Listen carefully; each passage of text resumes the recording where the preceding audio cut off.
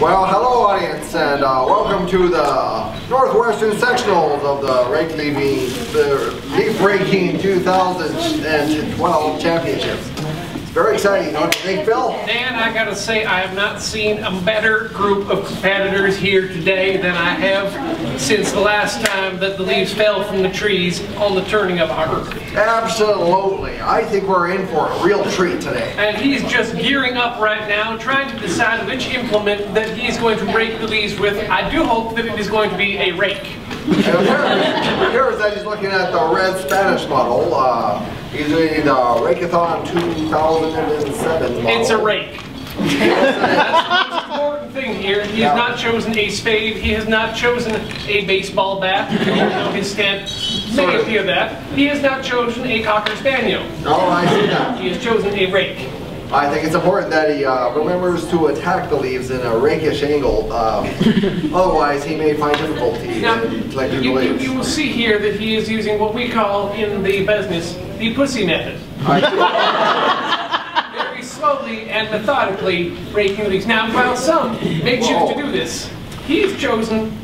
Let's take that back, actually. Yeah, let's rewind there. He did something. I noticed there he went from the pussy technique into the modified Zen Garden and rock crawl. Yeah, right there. Yes. You see, he's using a Japanese rake technique there for getting rid of boulders in Zen Gardens. Yes, so what he's actually going to do here is that he found a dead gopher on his lawn. He's backing it out of the grass so that he can continue collecting his leaves. Now let's watch that in slow motion, very slowly, freeze frame, and good. And here, and if we circle here, you see that his grip demonstrates southpaw technique. Gopher ready to be swung at, and let's just play the tape. And look, the gopher just rolled into the gutter. And this is the city's problem now. That is some fantastic form. Let's give a shot of the gopher's family. Let's talk to the gopher's family for a second. So, Mr. and Mrs. Peterson, how do you feel about what just happened to your son there? Well, our son was a good boy. He's always been a good boy. I don't know what he was doing out there. But how do you feel that he was removed so expertly into the sewers? Well, I gotta say, your husband doesn't know how to deal with the situation. Well, I have to say, if my son was going to be killed by anyone, I'm glad it's the great and powerful Will. Okay. I completely agree. If I die, I want to be being hit by a rake by Will Wood. Raked by the hands of Will Wood. Yes, absolutely. Well, no, he's going for the second run now. I see that he still has some leaves to collect, and he's trash talking the leaves right now, or sweet talking. No, the leaves are apparently talking back to him. I think. Whoa. See, this is interesting because he's using the Swedish clobber sludge method, where basically, whoa. Dan, you may have missed something there, as some of our viewers at home may have missed. There is a hobo. Well, that changes the entire rules. Let's look into the ranking. Okay, let's just pause the tape for a second because I think we need to go back and look at the freeze frame.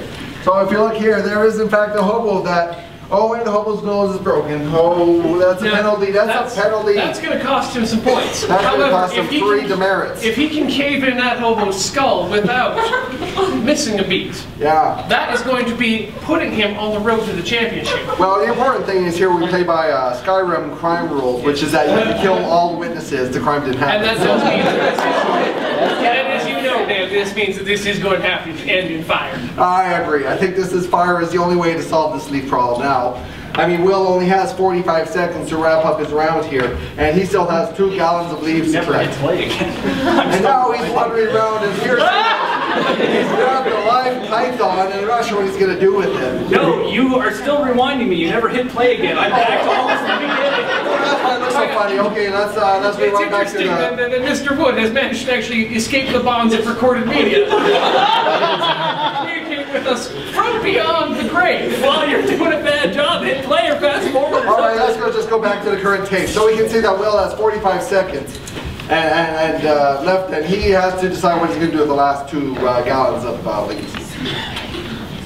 Okay, so he flung his rake aside, he's rubbing his hands, and now he's actually throwing the leaves into the air.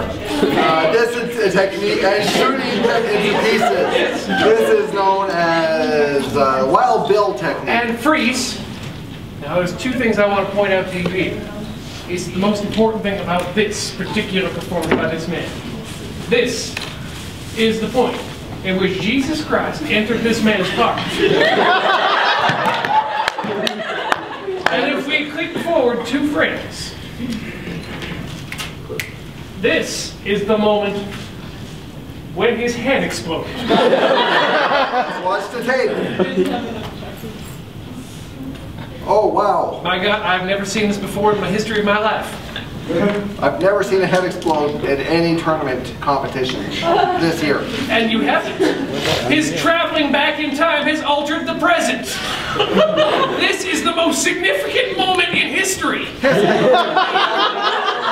And we have just witnessed it here, live, on television, on tape. And the most important The most important thing is that all the leaves are gone.